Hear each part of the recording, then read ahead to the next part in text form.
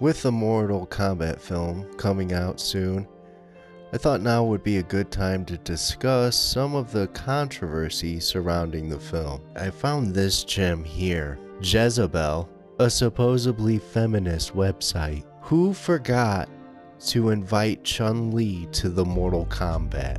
Being the astute film critic that I am, I immediately clocked a glaring error in the film. Where in all the realms is Chun-Li?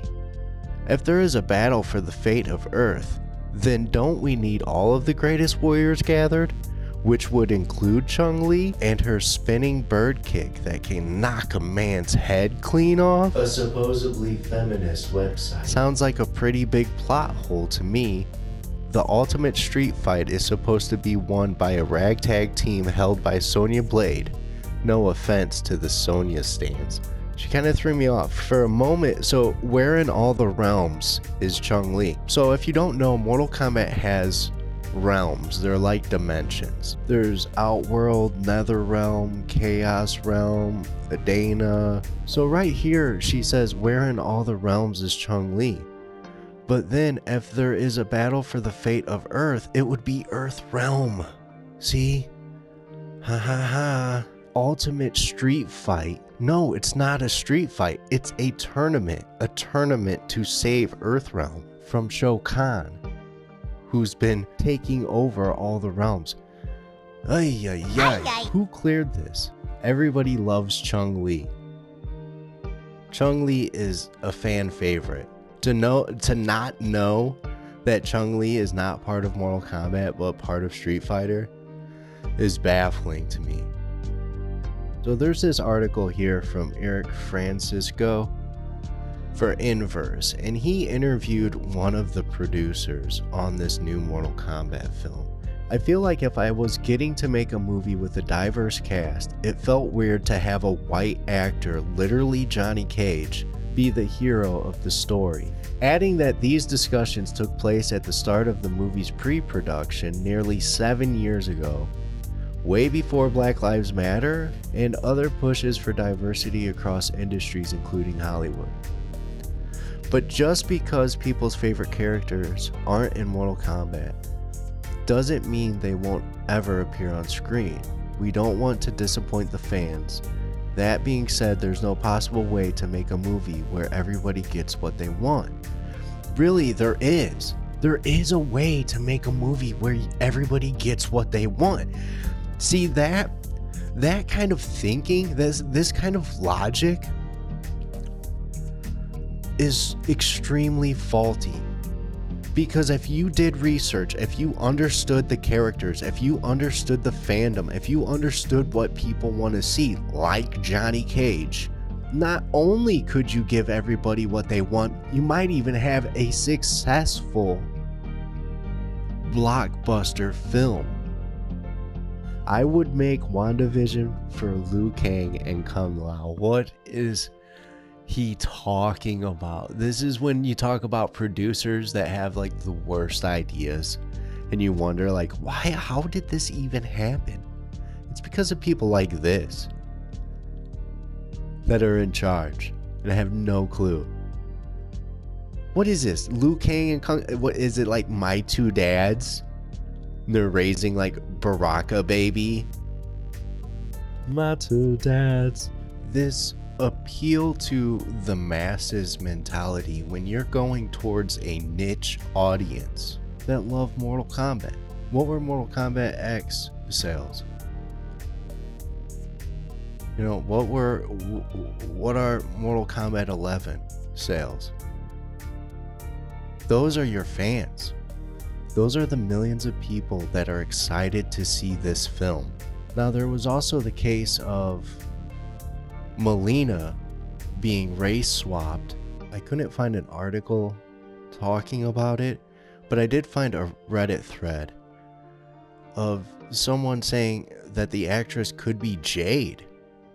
And man, when you see them by one another, yeah, I think it's dead on. I think it's perfect. From the image that we have of Melina, and I did find this comment down here, I feel like everybody is beating around the issue here. Melina is not black. A black girl should no more play Melina than Jason Statham should play Jax. Could you imagine? Johnny Cage is charismatic. Yeah, he's goofy. He's comic relief. He's egotistical, self-centered, but at the same time he can be humble. And he has good character. I mean, he's charming enough to win over Sonya Blade, which, I mean, come on, Sonya Blade. You know, you're a young boy playing Mortal Kombat and you saw Sonya Blade, you were like, yeah. Then Mortal Kombat 2 came out and you saw Melina and you're like, yeah. Then you saw Melina without her mask and you're like, okay. So basically, Todd Gardner doesn't think MK is diverse enough and white men need to be erased, despite Cage being a favorite since the conception of MK in the 90s movie. That's very racist, and him being also a white rich man makes it even more ironic. Aw man, that's not what I want at all. I love JC. His story just didn't fit into this story. If you see the movie and disagree, hit me up. I don't know, unless you're turning him into the lead for the second movie, wouldn't that be problematic? What I mean is, as part of the audience, I don't have problems with white males being leads despite me being Mexican. No, he's a huge character, so we have somewhere totally new to go with the sequel.